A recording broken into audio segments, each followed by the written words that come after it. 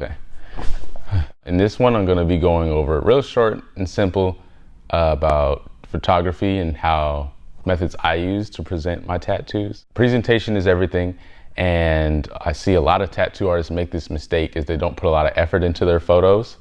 And this can be a make or break thing from you booking a client or not, because most of your clients are going to go, if you're presenting yourself on social media, and look at your portfolio. They want to see your work. And if you're not doing the best to present your work, then you're cutting yourself short of potential clients you could be getting.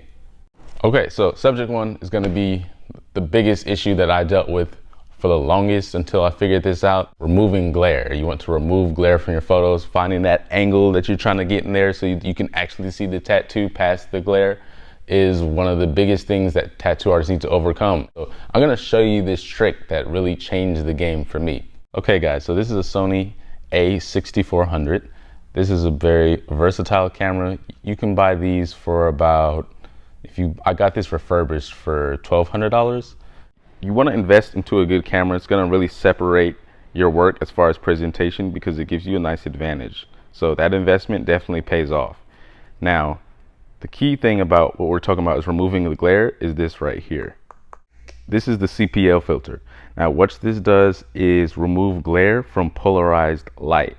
Now, it only works if the light source is polarized. So I made this mistake at first. I just bought the filter and didn't know how to polarize light. And I'm going to show you right now how to polarize the light so this works. Guys, so we have our studio photography lights here. I bought a pair of these on Amazon, I believe, for $120. So not too expensive, definitely worth it. These are very bright and versatile. They let you change the tones of the light. So you can get warm tones, cool tones, depending on the photo that you want to take. But the key takeaway here is that what I want to show you guys, let me cut this off for you so you can see, is this sheet right here that I have over the light. This is polarizer film. So you're gonna want polarizer film to polarize the light. That way your CPL or polarizer filter works. So with these two things combined, you can remove glare from all of your tattoos. Okay. Alternative option also, if you don't want to buy that big expensive camera, you can get these on Amazon too. This is like 30 to 60 bucks. This is a CPL filter for your iPhone. They have different types depending on your phone. So instead of getting a $1,200 camera and then a lens and then the filter, this is an alternative option. Since most of you probably have phones, I'll use this, pop it on my phone, and bam, instant content.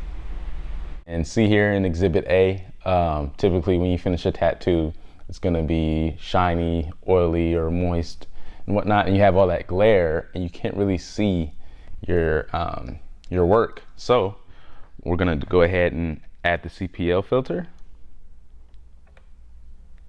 and you just rotate it until it adjusts to the proper lighting, and there we go, glare removed. So guys, so here I'm going to show you some natural lighting tricks if you still want to use natural light. Right here we're in some shade, so you don't want to do direct sunlight because that can be a bit harsh for your videos. You're going to want to find some shade so you can get indirect sunlight for your natural lighting videos. And you know, there we are. This was still just as moisturized as we were in the video prior, but you can see a lot more of the tattoo. Depending on how you tattoo and the look you want to achieve, I find natural lighting a lot more softer on the eye and a better representation of what it looks like in the wild, essentially. So you can tilt upwards usually to get, if there is glare, you can kind of remove it that way, since the lighting is going to be bouncing upwards and you're going to miss a lot of the glare being pointing that way versus going flat against it. See that there?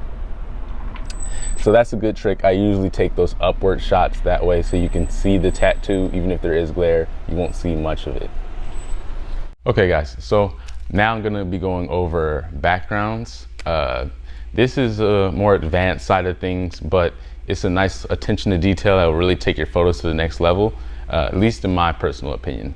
Okay, so usually in a photo, you're gonna want as clean of a background as possible so the focal point can be the tattoo. A mistake I see a lot is people getting too close to the background. So if you want your If you have a decent camera, this can still create a good depth of field. But for the most part, if you're shooting on an iPhone, you're gonna wanna come forward and at least get the subject 5 to 6 feet away from the wall. That way too, when you have your lights on, the tattoo's closer to the light, so the tattoo's gonna be brighter than the wall.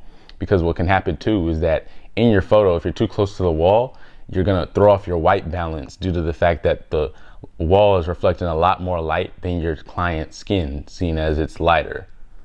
Another trick I like to use is throwing a plant in the mix, so this can balance out the white balance in your tattoo, because sometimes even if you don't have harsh lighting, your phone can focus on the brightest point inside the frame. And so what this does is add a nice color tone to the background and cast a shadow over the wall behind it.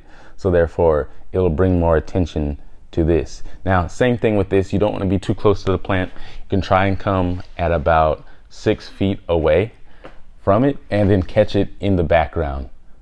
Another trick is, now dependent on your client's skin tone, you want to use a certain background. Now, for her skin tone, this works, seeing as she's a bit fairer, so I can use a brown background. Sometimes what happens is, due to the redness of the skin and the brownness of the background, and if you put warm lighting on top of that, it's going to make your tattoo look excessively red and irritated. And sometimes that can, most of the time, that can be undesirable. So we have two photos here. We have a non-CPL and then a CPL photo.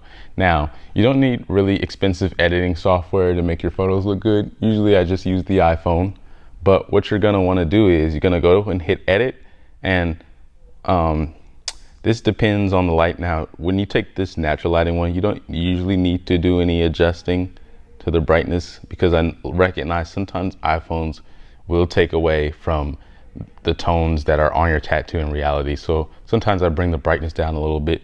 And if your tattoo's red, you just go over to saturation and just go ahead and bring it down a little bit just to desaturate the photo and take away from some of that redness.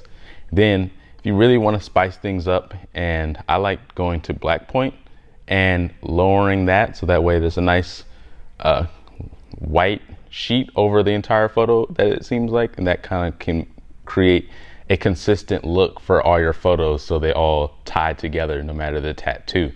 And last but not least, I'll go over to filter and just mess around with ones. I don't like to have it all the way up, because then things start becoming more unrealistic. And so say for this, we go over to Vivid Cool and we just bring it down just a little bit. I'll just throw a little cool, just to add a little coolness to the photo here. And then now, for CPL photos, you'll find that especially the effect of a CPL filter is that it'll lighten up your tattoo quite a bit. And so usually I find myself having to, especially if you shoot on iPhone. Now, if you shoot on your camera, generally it's true two-tone, but if you shoot on your iPhone, I find that it usually brings up the white balance a lot.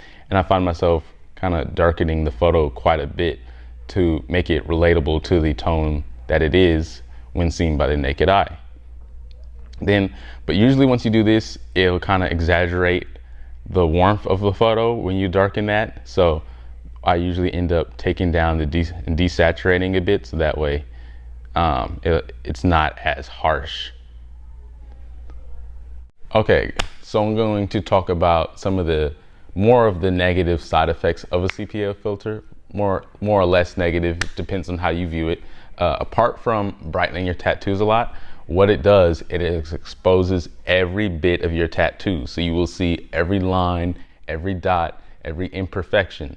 And so this can be, in a sense, a negative drawback. If you're feeling insecure about your work, if you don't feel confident enough in yourself to show all of that, then the CPL filter might not be for you yet. I remember there was that point where I felt weird about, and there's some tattoos that I didn't post because I took CPL filters with it, and it exposed some of the things that I didn't like about the tattoo. So use your better judgment, it's all up to you, but self-improvement is the best thing you can do, because once you do put in place these things that I teach you and you apply, then you'll want to show off the detail, you want to show your consistency, you want to show how clean your shading is. Sometimes the CPL filter too as well can change the ways the tattoo really looks in reality. I find then that, like, just like I said earlier, it will lighten up your tattoo quite a bit. So I find, especially with portraits, it can alter the tones and make things seem not how they do in reality to the naked eye. So that's something to be aware of, and that's why taking advantage of those upward angles when you're taking natural lighting photos can be very advantageous. We're naturally our biggest critics, so what I like to do is I take time to critique my own tattoo, and the CPL filters allows me to see every bit of detail, areas where I need to improve, and this will let you fine-tune your technique. The other thing you want to be very careful with, and this depends on the filter you buy, is it can over contrast or over saturate your photos. So I find that sometimes when I do use the CPL, it can make things look quite a bit more vibrant than they actually are in reality. And so sometimes I'll desaturate my photos to bring it closer to how it would look to the naked eye, because I want, like I said, presentation is everything, and you want things to look as natural as possible. You don't want to take the editing too far to the extreme. It can also, the CPL filter will over contrast your tattoos depending on the lighting you use and how close the light is to the subject. It can over contrast your tattoo and, you know, change the way it looks in versus how it does look in reality. So just be aware of those things. Sometimes I'll take down the contrast a bit because it can be overbearing, and I want things to look as natural as possible always. Now, if you can get a shot without the glare, I always prefer that before I use a CPL filter. But more often than not, you'll have a lot of glare. Take advantage of the filter. Make sure you're presenting your work in the best way possible.